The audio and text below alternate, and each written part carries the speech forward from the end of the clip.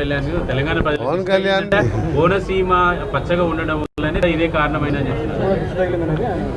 రాష్ట్ర విభజన ఉద్యమం జరిగినప్పుడు కానీ రాష్ట్ర రాజకీయాల్లో ఆయన లేడు కాబట్టి రాజకీయాలు ఎక్కువ తెలియదు కాబట్టి బహుశా రాజకీయాలు తెలియక మాట్లాడి ఉండొచ్చు. కోనసీమ గురించి తెలంగాణ ఉద్యమం జరగలేదు, తెలంగాణ రాలేదు. హైదరాబాద్లో వచ్చిన ఇన్కమ్ కానీ ఆంధ్రప్రదేశ్ ఏర్పడ్డ తర్వాత ఎప్పుడు కూడా మెజార్టీపై మైనార్టీ అంటారు చూసిన ఆ విధంగా 175 మంది శాసనసభ్యులు వాళ్ళు, మిగిలిన 119 మేము. సో తెలంగాణ మావాడు ఎప్పుడు ముఖ్యమంత్రి అయినా 2 ఏళ్ళు కూడా ఉండనీయలేదు. ఆ విధంగా హైదరాబాద్లో వచ్చిన ఇన్కమ్ కానివ్వండి, తెలంగాణ ప్రాంతానికి రావాల్సిన నిధులు, నీళ్లు, నియామకాలు అన్యాయం జరిగిందని చెప్పి ఉద్యమాలు జరిగి ఆ రోజు 369 మంది ప్రాణాలు పోయి మలిదశ ఉద్యమంలో 11 మంది చనిపోతే సోనియా గాంధీ చూడలేక తెలంగాణ నిజమైన డిమాండ్ ఇది, తెలంగాణని ఆంధ్ర పాలకులు ఎటు కూడా మెజార్టీ ఎమ్మెల్యేలు ఉన్నదని చెప్పి అన్యాయం చేస్తున్న అన్ని రంగాల్లో. ఉదాహరణకి ఒకటే చెప్తాం మీకు, నేను ఒక తెలంగాణ ఉద్యమకారునిగా, తెలంగాణ కోసం మంత్రి పదవి వదిలిపెట్టిన వ్యక్తిగా, నేను చిన్నప్పటికే ఎన్ఎస్వై యూత్ కాంగ్రెస్లో ఉన్నా, రాజశేఖర రెడ్డి ఉన్నా. రాజశేఖర రెడ్డి అడ్డం పడ్డప్పుడు కూడా నేను ఎదురించిన కిరణ్ కుమార్ రెడ్డి గారు తెలంగాణ అడ్డం పడిన కూడా నేను తెలంగాణ కావాల్సిందని చెప్పిన వ్యక్తిని. ఆ రోజు మీరు చూసిండ్రు. ఒక హైదరాబాద్ తప్ప, హైదరాబాద్ అంటే ఇక్కడ అన్ని రాష్ట్రాల వాళ్ళు కాస్మోపాలిటన్ టౌను, ఆంధ్ర పాటు అన్ని దేశంలో అన్ని పాటు. కానీ ఒక్క సిటీ చెప్పండి, వరంగల్, నిజామాబాద్ కానీ అలాంటి పెద్ద పట్టణాల్లో కూడా కనీస సౌకర్యాలు, అండర్గ్రౌండ్ డ్రైనేజ్ కానీ, ఇండస్ట్రీస్ కానీ ఎక్కడ లేకపోవడం.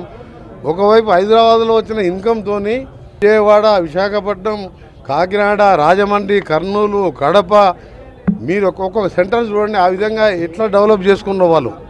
ఆదాయం ఏమో హైదరాబాద్ది, అభివృద్ధి ఏమో ఆంధ్రాది. ఉద్యోగాలేమో వస్తే తెలంగాణకి అన్యాయం చేసి ఆంధ్ర వాళ్ళకు ఉద్యోగాలు ఇవ్వడం. నీళ్ళు వస్తే పోతిరెడ్డిపాడుని డ్రింకింగ్ వాటర్ పేరు మీద ఎన్టీ రామారావు 11,000 క్యూసెక్స్ అంటే దాన్ని 44,000 రాజశేఖర రెడ్డి చేస్తే, జగన్మోహన్ రెడ్డి గారు 88,000 చేస్తే, ఇలా కేసీఆర్ మన చంద్రబాబు నాయుడు గారు 12 టీఎంస్ ఒకరోజు 12 టీఎంస్ డ్రా చేసే విధంగా, దక్షిణ తెలంగాణ ఎండబెట్టే విధంగా ఒకవైపు కృష్ణానదిలో మోసం జరిగింది. అక్కడ మనకచర్ల పేరు మీద మళ్ళా మోసాలు జరుగుతున్నాయి. ఇవన్నీ జరగకూడదనే తెలంగాణ రాష్ట్రం ఏర్పాటు చేసింది. ఆ ఏర్పాటులో సోనియా గాంధీ ఆంధ్రప్రదేశ్లో ఒక్క వార్డు మెంబర్ కూడా లేడు మా పార్టీకి. అయినా పార్టీలు ముఖ్యం కాదు, అన్యాయమైపోతున్న తెలంగాణని, అగ్నికి ఆవుతైపోతున్న, మాంసం ముద్దలుగా మారుతున్న పిల్లల చావులు, మరణాలు చూడలేక తెలంగాణ ఇవ్వడం జరిగింది.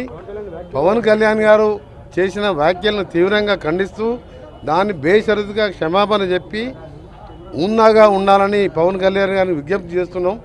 మీరు మంచి ఉద్దేశంతో రాజకీయాలకు వచ్చిండొచ్చు, కానీ ఈ విధంగా మాట్లాడి దాదాపు 13 సంవత్సరాలు అయిపోయింది. తెలంగాణ 13 సంవత్సరంలో పడుతున్నది.